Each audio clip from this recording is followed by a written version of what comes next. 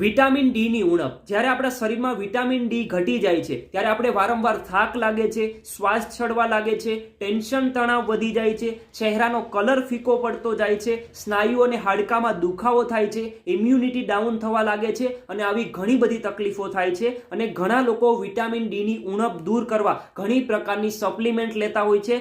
કોઈ પણ પ્રકારની મેડિસિનો લઈ અને પોતાના શરીરને અંદરથી ખોખલું બનાવવાની જરૂર નથી. વિટામિન ડી સૌથી વધારે શેમાંથી મળે છે તો કે સવારના તડકામાંથી. હવે મેઇન વાત કે તમારે કેટલો ટાઈમ તડકામાં બેસવાનું છે, ફક્ત 30 મિનિટ. 30 મિનિટમાં આપણા શરીરને જે પણ વિટામિન ડી મળવું જોઈએ તે મળી જાય છે. પછી તમે 30 મિનિટની જગ્યાએ 1 કલાક બેસો, 2 કલાક બેસો કે 5 કલાક બેસો, તેનો કોઈ ફાયદો નથી. 30 મિનિટમાં આપણા શરીરને જે પણ વિટામિન ડી મળવું જોઈએ તે મળી જાય છે. અને 8 થી 10 દિવસની અંદર કોઈ પણ સપ્લિમેન્ટ વગર તમારા શરીરમાં વિટામિન ડી ની ઉણપ દૂર થઈ જશે. એટલા માટે તમારા